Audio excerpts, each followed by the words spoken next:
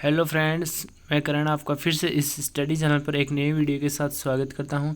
जैसा कि आपको पता है कि जो पहले वाला सेशन था उसमें अपने परसेंटेज के जो लेक्चर थे वो कंप्लीट किए हैं, और उसके बाद में जो सिंपल इंटरेस्ट के अपने स्टार्ट किए थे उसमें पार्ट 3 कर चुके हैं, और आज पार्ट नंबर 4 करने वाले हैं। इसमें भी प्रीवियस ईयर के क्वेश्चन करने वाले हैं जो कि एग्ज़ाम की दृष्टि से इम्पोर्टेंट है। तो ये है पार्ट नंबर अपना 4। इसमें प्रीवियस ईयर के क्वेश्चन करने वाले हैं। आप चैनल पर नए हैं तो चैनल को सब्सक्राइब कर लें और बेल आइकन को प्रेस कर लें ताकि आपको आने वाली वीडियो का नोटिफिकेशन मिल सके, क्योंकि जो ये सेशन है वो एसएससी वालों के लिए है और इस पर मैं आपको इम्पोर्टेंट ट्रिक बताने वाला हूँ। साथ ही साथ जो भी कंसेप्ट है, जो भी अच्छा मेथड है जिससे कि क्वेश्चन कम समय में आसानी से हल हो सके, वो आपको बताने वाला हूँ। तो चलिए हल करते हैं पार्ट नंबर 4 में। तो क्वेश्चन संख्या 1 दे रखा है कि साधारण ब्याज पर उधार दी गई 2 वर्षों के बाद 720 और फिर अगले 5 वर्षों के ये 1020 हो जाती है। तो मूलधन अपने को पूछा है कि मूलधन क्या होगा। तो अब अपन इनका अंतर देखते हैं। इस प्रकार इस टाइप के क्वेश्चन में सीधा अपने को अंतर देखना होता है। तो अंतर है इनका 720 और 1020 का अंतर है 300।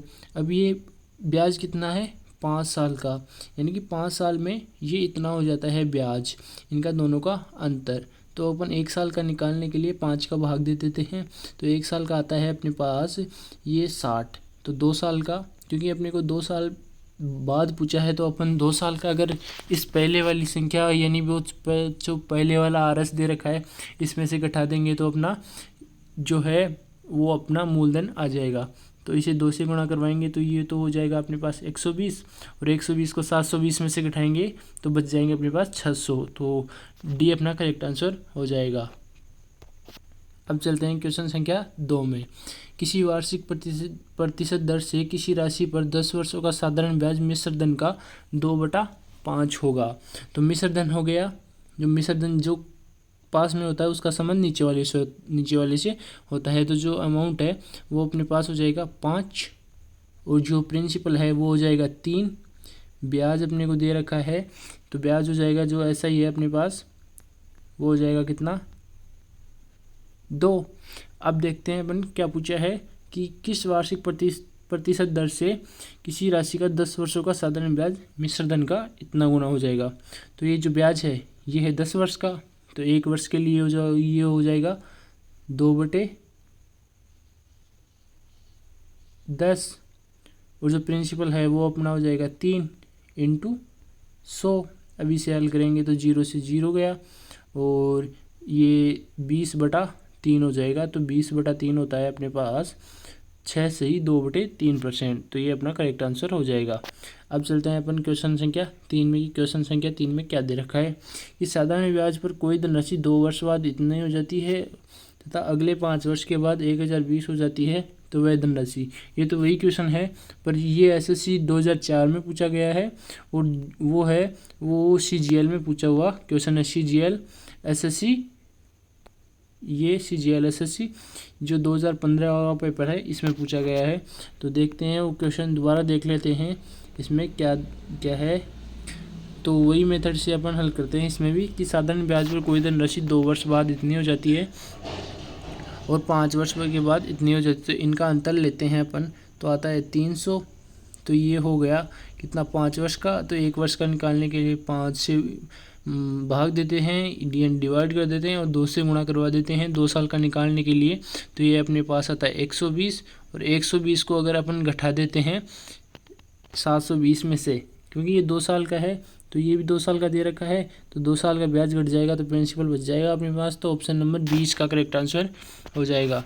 अब चलते हैं क्वेश्चन संख्या 4 में कि क्वेश्चन संख्या 4 में क्या दे रखा है अपने को कि मोहन ने कुछ धनराशि 9% वार्षिक साधारण ब्याज की दर से तथा उसी के बराबर की राशि 10% से 2 वर्ष के लिए उधार दी। इससे कुल 760 रुपये ब्याज प्राप्त हुआ। तो प्रत्येक ऋण के लिए दी गई धनराशि। तो अब इसे हल करने के लिए अपन सिंपल फार्मूला लगाते हैं जो कि अपना एसआई का होता है। तो एसआई अपना 760 दे रखा है, और जो 9% की वार्षिक दर से 2 वर्ष के लिए, तो ये तो हो जाएगा 9 दूनी 18। तो 18 हो जाएगा ये अपने पास। तो अब देखते हैं, चलिए दोबारा देखते हैं कि मोहन ने कुछ धनराशि 9% वार्षिक साधारण ब्याज की दर से तथा उसी के बराबर की राशि 10% से 2 वर्ष के लिए उधार दी गई, तो इससे कुल 760 रुपये ब्याज प्राप्त हुआ। तो प्रत्येक ऋण के लिए दी गई धनराशि थी। तो अब देखते हैं, इसमें SI का फॉर्मूला लगा देते हैं अपन।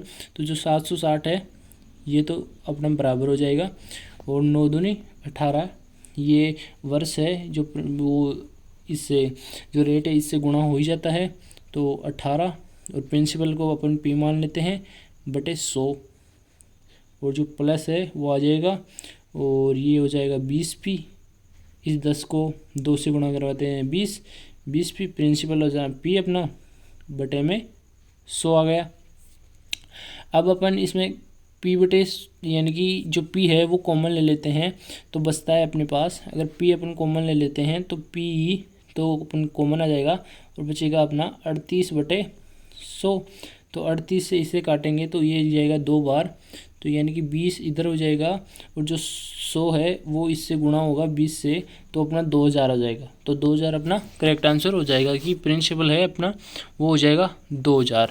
अब चलते हैं क्वेश्चन संख्या 5 में। क्वेश्चन संख्या 5 में क्या दे रखा है कि साधारण ब्याज की वार्षिक दर 10% से 12.5% हो जाने पर व्यक्ति की आय में 1250 रुपये की वृद्धि हो जाती है। तो उसका मूलधन अपने को पूछा है, तो अपने को सीधा ही दे रखा है कि यानी कि 2.5% यानी 2 से 1/2% की वृद्धि होती है, तो 12 यानी कि 1250 रुपये बढ़ जाते हैं। तो ये इसी के कारण बढ़े हैं।